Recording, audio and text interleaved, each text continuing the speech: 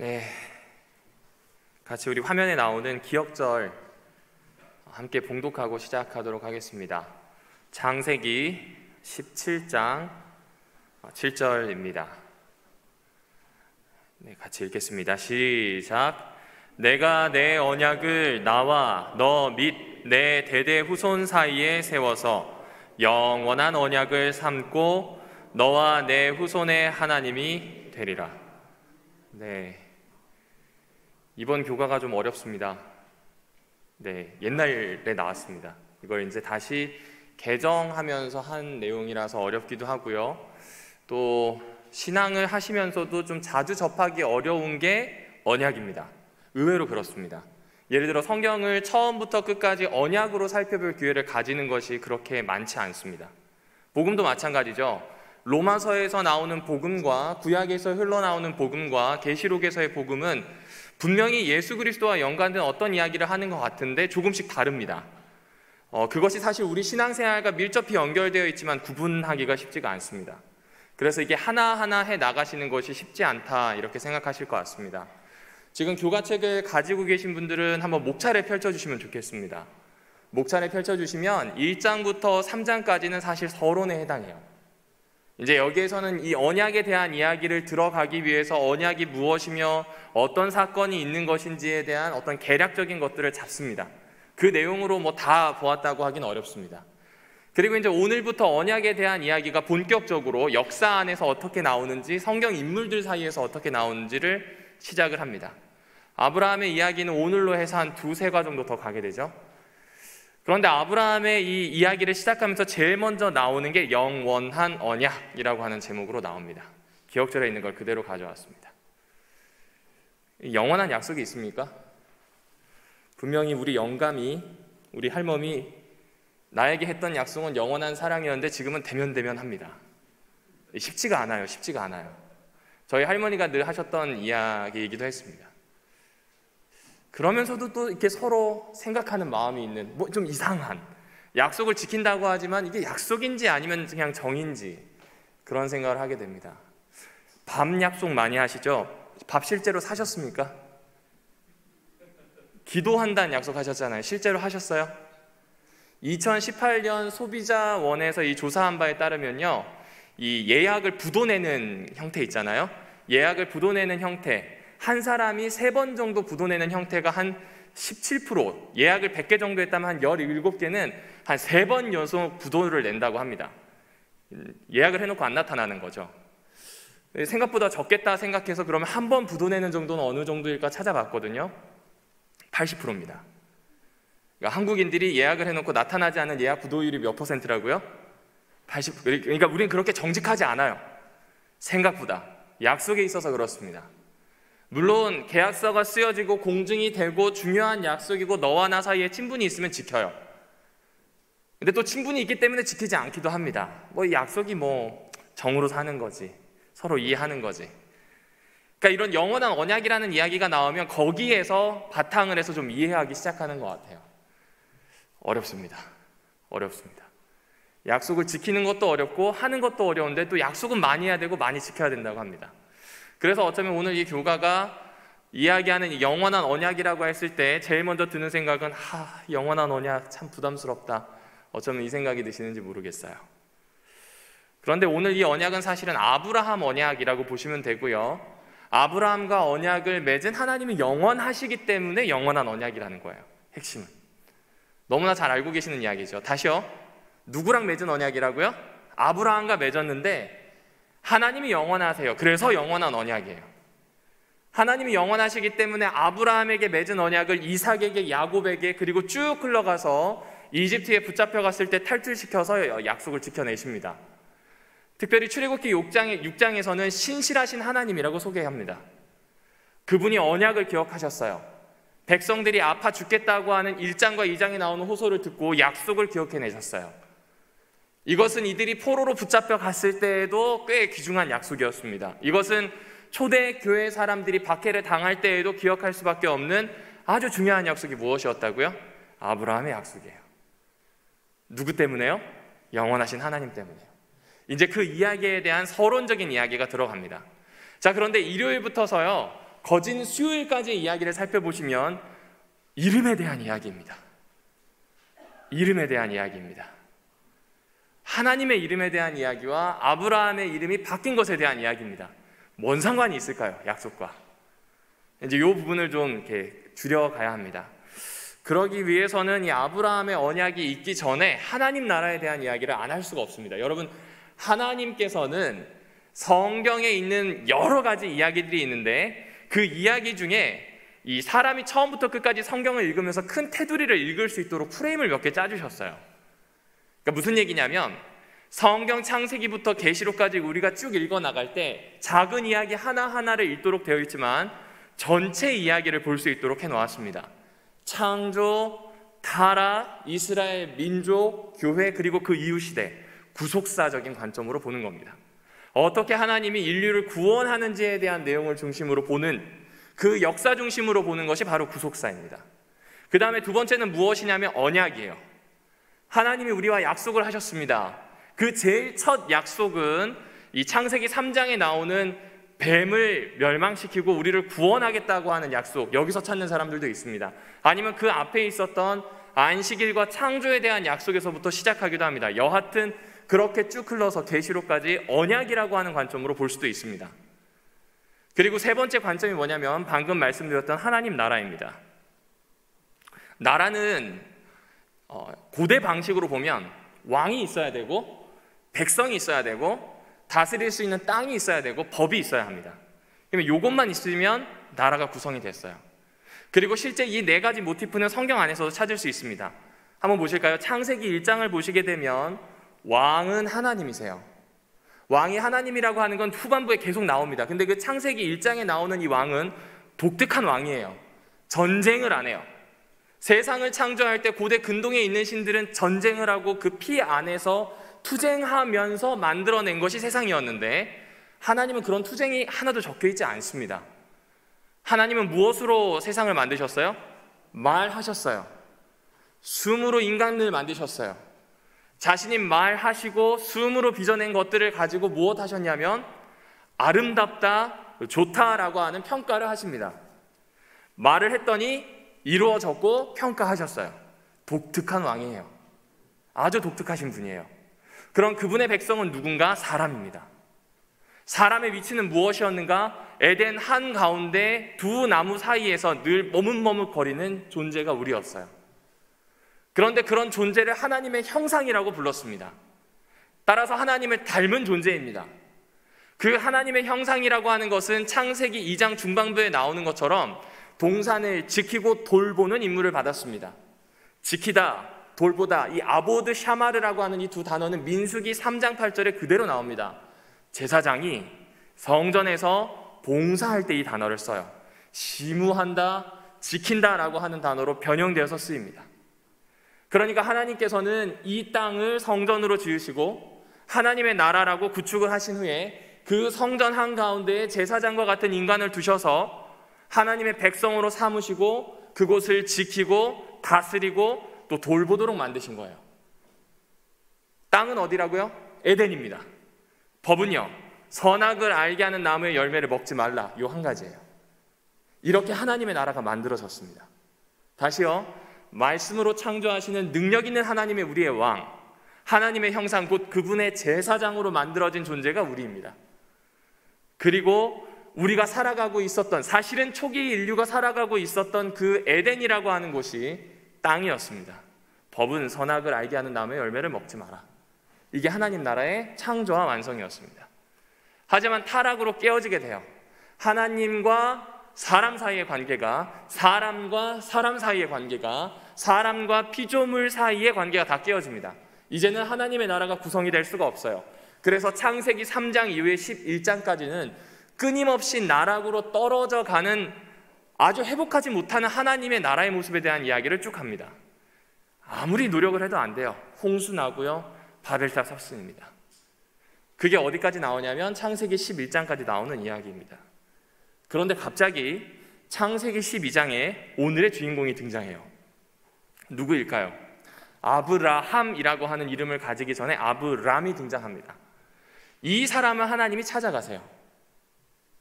그리고 뭐 하냐면 야, 내가 너를 큰 민족으로 만들게. 두 번째, 내가 너에게 복을 줄게. 그리고 너는 그 복이 너만 있는 게 아니라 너는 복의 화신이 될 거야. 내가 준 복의 화신이 되어서 열국에게 그 복을 나누어 주는 사람이 될 거야 라고 하는 약속을 맺어버립니다. 그래서 아브라함은 그때부터 하나님을 쫓아서 어디로 가요? 가나안으로 가게 되죠. 그러니까 지금 이 이야기는 굉장한 이야기예요. 하나님 나라라고 하는 관점으로 한번 보실까요? 왕과 백성의 관계 깨어졌어요. 땅 잃어버렸어요. 에덴은 우리가 찾을 수가 없어요. 법이요? 하나님의 법은 완전히 지금 깡그리 무시되었습니다. 그런데 하나님이 다시 하나님의 나라를 회복하기 위해서 사용하시는 첫 번째 방법은 무엇인가? 백성을 세우는 겁니다. 정확히 얘기하면 백성을 세울 수 있는 시조를 찾으신 거예요. 누구예요? 아브라함입니다. 거창하게 나라를 세우고 다시 하지 않으셨어요. 홍수가 끝난 다음에도 하나님이 어떤 큰 능력으로 인류를 재생산하지 않으셨습니다. 하나님은 한 사람을 선택하셨어요. 그리고 그 한 사람이 하나님 나라를 세워갈 수 있는 모든 걸 주셨는데 그 모든 것이 무엇인가? 언약입니다. 내가 너의 방패가 되어주겠다. 너는 모든 민족의 아버지가 될 것이다. 너는 복을 받을 것이다. 너는 복의 화신이다. 따라서 너가 손대는 모든 것들은 마치 하나님의 형상이었던 최초의 인류가 손댔던 것처럼 늘 지키고 돌보고 심지어 살려내는 일이 있을 것이다. 엄청난 약속이죠. 그 약속을 믿고 아브라함이 나아갑니다. 그래서 오늘 연구 본문 범위를 보시게 되면 사실 창세기 12장은 나오지 않습니다. 그런데 창세기 15장과 창세기 17장을 중심으로 이야기합니다. 이 김상래 교수님은 이 부분에 대해서 이렇게 설명하셨어요. 이 언약을 3단계로 표현한 건 좀 잘못된 거다. 3가지 장면으로 좀 봐야 될 것 같다. 연극으로 치자면 1막, 2막, 3막 안에서 일어나는 그 각각의 이 막 안에서 하나님께서 어떻게 언약을 맺으시고 어떻게 갱신하시고 어떻게 그 언약을 구체적으로 다시 맺으시는지를 이야기한다는 거죠. 그 이야기가 여기 들어가 있습니다. 그러니까 오늘 이 사과에 있는 내용을 잘 보셔야 합니다. 왜냐하면 이게 앞으로 나오는 모든 언약에 대해서 이게 좌우하는 마치 이 서론, 개론과 같은 이야기라서 그렇습니다. 그러면 제일 먼저 한번 보도록 할게요. 창세기 12장에 나오는 언약의 특징은 무엇인가요? 언약의 특징은 한마디로 얘기하면 약속 이거예요. 약속. 이건 무슨 얘기냐면 아브라함은 어디를 가야 될지를 몰라요. 갈 바를 알지 못해요. 그런데 아브라함과 약속하셨어요. 너는 메소포타미아를 떠나서 가나안으로 가자. 너는 내가 너를 큰 민족으로 만들 거다. 어떻게 한다는 이야기 없어요. 너는 복이 될 것이다. 너로 말미암아 모든 열국이 복을 받을 것이다. 그 이야기를 합니다. 마치 이런 모습과 같지 않습니까? 초기 교회의 모습이 떠오르지 않으시나요? 여러분 잘 생각해 보십시오. 초기 교회는 어떻게 교회를 조직해야 되는지 알았을까요? 몰랐어요. 그래서 이 사도행전에 보면 성령께서 이 바울을 보내실 때에도 무시아, 지금의 러시아 지역이거든요. 거기로 가지 않고 당시의 소아시아, 터키 지역으로 보내는 장면이 나옵니다. 어디로 가서 어떻게 선교해야 될지 알지 못해요. 그러니 누가요? 성령 하나님께서 직접 그 교회를 이끄셔서 선교하도록 보내셨습니다. 어떻게 교회를 세워야 될지 몰라요. 에베소서 2장 20절에 보게 되면 사도와 선지자들의 터 위에 세웠습니다. 이 말은 무엇이냐면 하나님이 성령으로 선지자와 사도들에게 말씀하세요. 그리고 교회를 세워가시는 거예요. 교회는 이런 공동체다. 교회는 이렇게 살아내는 것이다. 이렇게 예배드리는 것이다를 알려주신 겁니다. 왜요? 초기 교회는 처음 시작했거든요. 디자인하신 분이 하나님이에요. 아무도 몰라요. 그러니 그렇게 차분히 배워간 겁니다. 창세기 12장도 마찬가지입니다. 여기에 보면 언약을 이루는 일에 있어서 아브라함이 뭘 해야 되는지 하나도 안 나와요. 아브라함은 딱 한 가지만 하면 돼요. 아들만 낳으면 돼요. 이 조선시대와는 좀 다른 분위기입니다. 아들 하나만 잘 낳으면 됩니다. 왜냐하면 지금 아직 아들이 없어서 그래요. 그 아들을 낳아야 그 아들이 아들을 낳고 아들이 아들을 낳아가면서 민족을 이룰 겁니다. 자손을 낳아야 돼요. 나머지는 누가 하시는 거예요? 하나님이 하시는 거예요. 망가진 하나님 나라를 어떻게 세워야 될지 아시는 분은 하나님이에요. 아브라함은 지금 그 하나님과 계약을 하고 이 일에 참여한 것뿐입니다. 그래서 그 모습이 창세기 15장에도 그대로 나옵니다. 제가 이 아래 본문에 이 화면에 보시게 되면 아래쪽에 본문이 창세기 15장인데 이 12장과 거의 엇비슷합니다. 내용이 거의 엇비슷합니다. 다시 언약을 맺고요, 이 아들에 대한 이야기를 또 하십니다. 심지어 이 창세기 15장 4절을 오늘 꼭 한번 펼쳐서 읽어보시면 좋겠습니다. 네 몸에서 날 거래요. 아브라함의 몸에서 태어날 거래요. 딴 사람이 아니에요. 사라의 몸이 아니라 아브라함의 몸에서 태어날 겁니다. 왜냐하면 아브라함과 약속하셨거든요. 그 이야기를 지금 여기 하는 겁니다. 그래서 일요일 소재에 나오는 여호와란 이름이 등장할 수밖에 없어요. 이 이름은 출애굽기 3장 14절에 이스라엘 민족과 처음 약속하시는 하나님의 모습입니다. 이스라엘 민족들에게 자신을 처음 드러내실 때 쓰셨던 이름이 여호와예요. 모세는 그 당시에 하는 역할이 부동산 거래로 치자면 중개인이에요. 임차인 혹은 매수인이 누구냐면 이스라엘 백성이에요. 매도인이 하나님이에요. 그 중개인으로 하나님이 이런 조건으로 너희들한테 언약을 맺고 싶대. 우리 그거 지킬게. 이런 거 지키겠대요. 이 중개인을 해주는 게 누구였냐면 모세입니다. 근데 모세에게 내 이름은 누구라고요? 여호와래요. 야훼라고도 하고 사실 정확하지가 않아요. 이 이름을 정확히 아는 사람은 없어요. 너무 귀한 이름이라서 제대로 못 불러서 다 까먹었어요. 사실은 그냥 그렇지 않을까라고 하는 언어학적으로 이렇게 더듬어서 여호와 야훼라고 남아있을 뿐이에요. 그런데 그 뜻이 뭔가? 있다예요. 아마 있다이지 않겠는가? 계신다라고 한 뜻이 아닐까? 생명을 있도록 만드시는 분이 아닐까? 처음부터 근원이 되는 분 아니겠는가? 이 이야기입니다. 스스로 계시고 처음부터 계셨고 생명을 있게 하실 수 있는 그냥 그 자체. 자기는 딱 가만히 있는데 여기에서 뭔가가 만들어지고 만들어진 것들이 움직이기 시작하도록 만드는 제일 첫 번째 원인. 그게 누구예요? 여호와예요. 그리고 그 여호와가 아브라함을 찾아와요. 내가 다 할게. 너는 자녀를 가지고 가정을 돌보는 일에 최선을 다하라.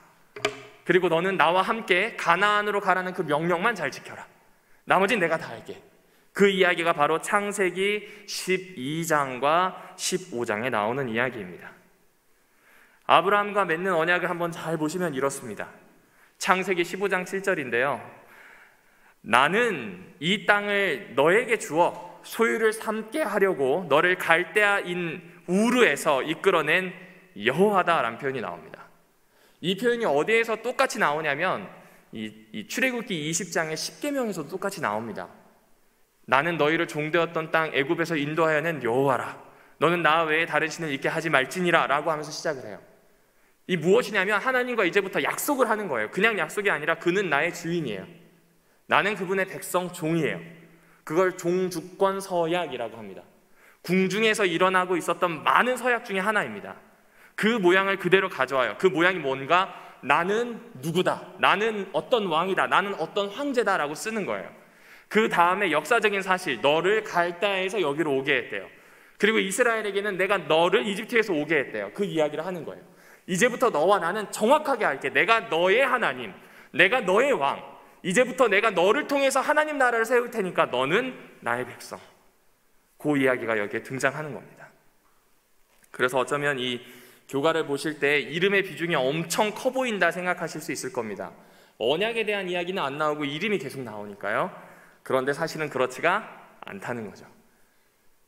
언약에 대한 이야기를 하기 위해서 그분의 이름이 등장하고요. 여러분이 이걸 이해하시기 위해서는 창세기 1장부터 시작되는 하나님 나라가 어떻게 만들어지고 어떻게 타락되었다가 12장부터 회복시키는 계획을 가지시는지를 한번 보아주시면 훨씬 이해가 편합니다.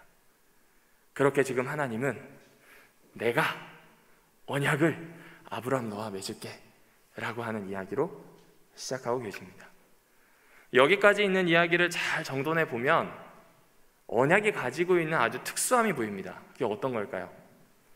언약을 맺는 당사자는 분명히 하나님과 아브라함인데 누가 더 능력 있어 보여요? 누구 때문에 지금 맺는 언약이에요? 그리고 지금 아브라함의 모습을 볼까요? 아브라함이 언약을 맺은 다음에 12장에 맺거든요. 가뭄이 들어요. 가뭄이 드니까 분명히 자기의 주인인 하나님께 물어봐야 돼요. 왜냐하면 종주권 서약을 했어요. 이제부터 나는 그분의 종이거든요. 근데 안 물어보고 어디로 가냐면 이집트로 갑니다.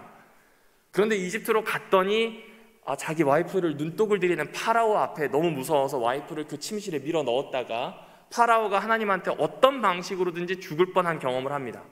그 다음부터 파라오는 이 목축하는 사람들을 싫어했던 것 같아요. 목축인들을 밀어내요. 아브라함 보고 다시는 들어오지 말라고 출입국 제한을 걸어버립니다. 그리고 다시 가나안으로 돌아왔을 때에 소유가 많아져서 이 롯을 분가시켰어요. 분가시켰는데 이 롯이 간 소돔과 고모라가 주변에 있는 나라의 침략을 받습니다. 재산과 함께 롯도 포로로 붙잡혀 가는 걸 지금 누가 따라가요? 아브라함이 따라가서 자신의 가솔들과 함께 롯과 재산들을 찾아옵니다. 그런데 아브라함은 외지인이에요. 아브라함은 그 지방 사람이 아니에요. 그 할아버지도 아버지도 여기에 살지 않았어요. 다 800km 멀리 떨어져 있는 메소포타미아 지방 사람입니다. 그러니 마음이 어떨까요? 두렵죠. 두려워요. 자기가 지금 분명히 언약을 맺고 살아왔음에도 불구하고 자기가 실수했어요. 내가 의심했어요. 잘못되었어요. 그런데 그때 하나님이 등장하시죠. 일요일 소재에 나오는 나는 너의 여호와라고 하는 이름으로 등장합니다. 그리고 창세기 15장 1절을 보시면 나는 너의 방패라고 소개합니다. 내가 너를 보호하겠다는 거예요. 왜요? 너는 나의 종이고 너는 나의 백성이고 나는 하나님이라고 하는 이 언약을 다시 한번 확인시킵니다. 그러니까 지금 이 언약은요, 아무리 봐도 누구 때문에 맺어지는 언약이에요? 아브라함 때문이에요? 하나님 때문이에요? 그렇죠, 하나님 때문이죠. 아브라함이 한 건 뭔가 사고만 안 치면 돼요. 역으로 생각해 볼까요? 그리스도인이라고 하는 피의 언약을 맺으신 분은 예수예요. 영원하세요. 그 언약은 바뀌지 않아요. 우리가 하는 건 뭐냐면 그분을 쫓기만 하면 돼요. 추격하라는 이야기가 아니라 쫓아나가면 돼요. 혼돈하지 마세요. 예수님을 쫓는다고 했을 때 전력 질주해서 그분을 붙잡아야 하는 것이 아니라 한 발짝 한 발짝 나아가면 됩니다. 내가 흔들릴 때도 있을 거고요. 의심할 때도 있을 거예요. 주변이 나를 가만히 안 될 때도 있을 거예요. 그런데 그 언약을 유지하시는 분은 누구예요? 내가 가지고 있는 의심과 엉망진창인 것보다 더 큰 은혜와 삶을 살게 하시는 분이 누구일까요? 그렇죠. 아브라함의 이야기를 통해서 그 후손들은 우리 하나님 신실하시구나, 참으로 여호와이시구나, 이걸 이들이 발견하게 됩니다. 사랑하는 별내교회 성도 여러분들이시여, 이 저녁에 이 언약에 대한 이야기를 나누는 것이 참 쉽지가 않습니다. 저녁에는 이런 얘기하면 안 됩니다. 따뜻한 이야기를 같이 해야 합니다. 그런데 그럼에도 불구하고 이 부분은 명확히 기억해 주세요. 망가진 하나님 나라를 하나님이 회복시키기 위해 아브라함을 선택해서 언약을 맺으셨다. 이 언약은 철저하게 하나님 때문에 유지가 될 수 있었다. 오늘 내가 그리스도인으로 살아가고 예배드리고 도전할 수 있는 이유는 예수 그리스도의 피의 언약으로 나와 관계를 맺으신 하나님이 계시기 때문이다. 요거 하나만 잊지 않으시면 됩니다. 요걸 꼭 기억해 주십시오. 기도에 힘이 없다면 언약을 향해 가십시오. 삶이 너무 두려워서 하나님 보는 게 어렵다면 언약을 향해 나아가십시오. 내가 가지고 있는 힘이 너무 빠지고 의심스러운 일들이 많을 때라면 언약을 향해 나아가십시오. 내가 아니라 거기가 더 믿을만 해서요. 나는 믿을만 하지 않아요. 굉장히 약한 게 나 자신인데 나와 언약을 맺은 그분이 피의 언약을 맺으신 분이에요. 이보다 더한 분이 안 계시기 때문에 그렇습니다. 여러 가지가 있겠지만 이 부분을 소개해드리면 더 이해가 쉽지 않을까 싶습니다. 이 신학 용어 사전에는 언약을 이렇게 설명합니다. 언약, 커버넌트죠. 언약은 둘 이상의 당사자들이 맹세나 약속으로 서로 묶이는 것, 이렇게 표현합니다. 그러니까 지금 아브라함과 하나님이 묶이는 것처럼 우리도 하나님과 묶여 있어요. 그리고 그 언약은 알고 계시죠? 성도와 성도들 사이에도 묶이게 만드는 언약입니다. 그런데 언약 당사자들 사이의 사회적 위치가 다를 수 있어요. 높낮이가 있을 수 있다는 겁니다. 이러한 경우 언약은 그들이 미래에 가지게 될 관계의 성격과 조건까지도 세워준다는 겁니다. 창조주인 하나님과 피조물인 우리는 근본 자체가 달라요.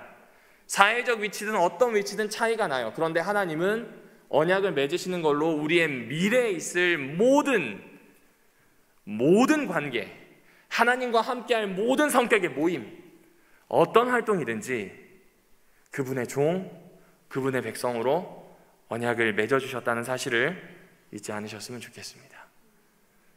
한 가지만 더 살펴보고 오늘의 시간을 좀 마무리하려고 합니다. 아브라함의 언약 중에서 독특한 부분이 무엇이냐면 이 창세기 17장 1절에서 8절에 나오는 부분입니다. 이 1절에서 8절에 나오는 언약 신약이 독특한 이유가 있습니다. 그것은 무엇이냐면 자꾸 나오는 게 아들, 몸, 아들 이 얘기만 나오거든요. 그런데 창세기 17장에는 후손이라고 하는 이야기와 함께 땅이라고 하는 이야기가 나옵니다.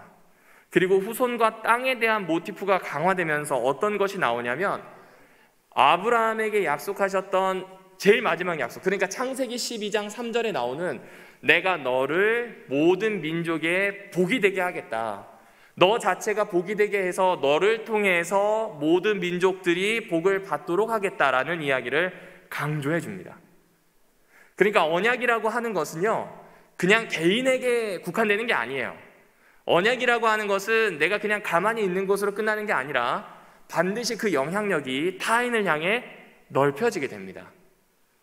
타인을 향해 넓혀지게 되는데 그냥 넓혀지는 게 아니죠.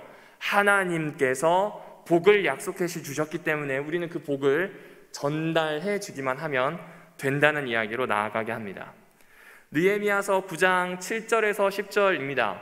이 내용은요, 지금 글씨가 너무 작을 것 같습니다. 살펴보시면 꼭 집에 가서 살펴봐 주십시오. 아브라함에게 하셨던 땅, 아브라함에게 하셨던 후손에 대한 언약이 이루어졌다라고 봅니다. 하나님께서 그것을 충분히 하실 수밖에 없다라고 봅니다.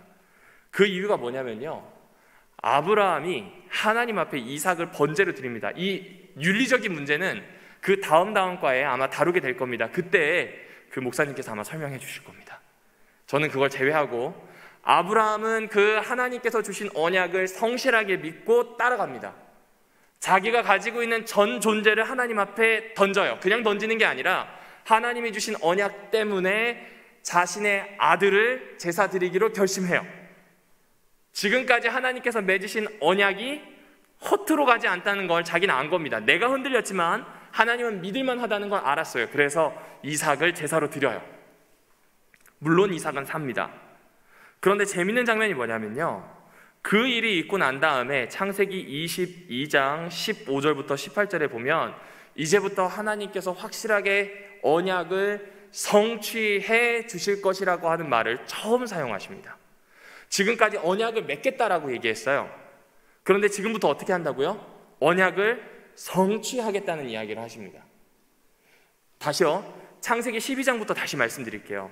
언약을 제일 처음 맺을 때 이 언약이 뭔지 몰라요. 어떻게 하나님 백성 되는 건지 아브라함 모릅니다. 그래서 하나님이 다 소개해 줬어요. 15장에도 똑같습니다. 그런데 17장에는 아브라함에게 한 가지 능동적인 게 생겨요. 하나님의 말씀대로 살아야지, 하나님 앞에서 완전해야지 라고 하는 그 조항이 추가가 됩니다. 그리고 그 조항이 추가가 된 다음에 22장에는 아브라함이 정말 적극적으로 하나님 앞에 완전함을 드러냅니다. 그러자 하나님은 그의 순종을 보시고 언약의 의무에 충실한 것을 보시고 이제는 내가 너와 맺은 언약을 반드시 이루어 줄게 라고 하는 이야기를 처음 하기 시작하세요. 이게 무슨 의미일까요? 이제부터는 이 언약에 대해서 파기된다, 언약에 있어서 아브라함은 언약의 주체가 될 수 없다, 이런 이야기가 안 되는 겁니다. 동등하게 아브라함, 하나님 모두 언약의 주체로 살아가는 거예요. 자기들이 서로에게 지금 하겠다고 한 것을 충실하게 이행했으니 이제는 아브라함 이후에 이삭, 야곱, 그 이후의 후손들까지도 하나님께서 언약을 성실하게 이루실 거란 이야기를 하는 겁니다. 이게 굉장히 중요합니다. 왜 그럴까요? 아브라함의 언약 때문에 모세의 언약이 나올 수 있었어요. 모세의 언약이 있었기 때문에 솔로몬의 봉헌이 있을 수 있었어요. 그리고 그 솔로몬 봉헌 다음에 쭉 흘러가서 정말로 약속되었던 메시아가 이 땅에 오셨어요. 그분이 또 약속을 이루시고 재림에 대한 약속을 하셨어요. 계속 이렇게 꼬리에 꼬리를 물고 이어지는 인간을 향한 하나님의 약속이 이어지게 됩니다. 그래서 이 부분이 중요합니다. 참 많은 정보를 오늘 좀 드린 것 같습니다. 근데 한 가지는 딱 기억해 주시면 좋을 것 같아요. 언약을 세우신 하나님이 아브라함을 이끄셔서 언약을 성취하고 이루어질 수 있는 길까지 함께 갔다는 겁니다. 아브라함은 흔들렸고, 아브라함은 의심했고, 아브라함은 약했고 힘이 들었습니다. 그는 아브람이라고 하는 이름을 가지고 있을 때는 정말 존귀한 사람, 왕과 같은 사람이 되고 싶어 했는지도 몰라요. 그런데 교과에 나오는 것처럼 이제 그의 이름은 열국의 아버지로 바뀌었어요. 모든 민족을 그 가슴에 품을 수 있는 사람으로 새롭게 됩니다. 그저 나의 적이라고 생각하고 두려워했던 주변에 있었던 모든 가나안, 세상에 존재하는 사람들이 이제는 더 이상 두려운 존재가 아니에요. 열국의 아버지로, 민족들의 아버지로 새롭게 세워질 수 있게 되는 것이죠. 그리고 그의 이 언약의 경험은 자녀들에게로, 후손들에게도, 그리고 오늘 이 성경을 펼쳐서 보는 우리에게까지 흘러 들어오게 됩니다. 마지막으로 이 말씀을 드리고 싶습니다. 이건 제가 한 이야기가 아니고 펠만이라고 하는 독일인 목사님이 한 이야기입니다. 신앙은요, 하나님 나라의 불가시성을 참아내게 만듭니다. 좀 어렵죠. 신앙은 하나님 나라의 약속, 언약이 우리 눈에 보이지 않아요. 지금 이루어지지 않은 것 같고요. 그런데 그것을 의심하거나 흔들리게 하는 것이 아니라 참아내게 만듭니다. 왜냐하면 그 신앙이라고 하는 것이 참으로 독특한 게 흘러 나에게까지 온 거예요. 내 삶에서도 끊임없이 경험하는 것들과 연결돼요.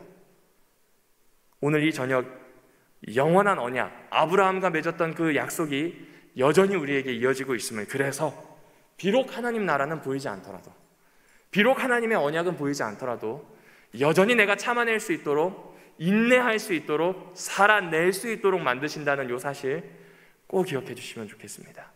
이제 앞으로 반복해서 아브라함의 언약을 살펴보실 텐데, 하나님은 신실하게 아브라함을 대하셨다. 아브라함도 결국 그분의 신실함을 쫓아가겠구나. 이 생각을 가지고 교가를 보아주시면 감사하겠습니다.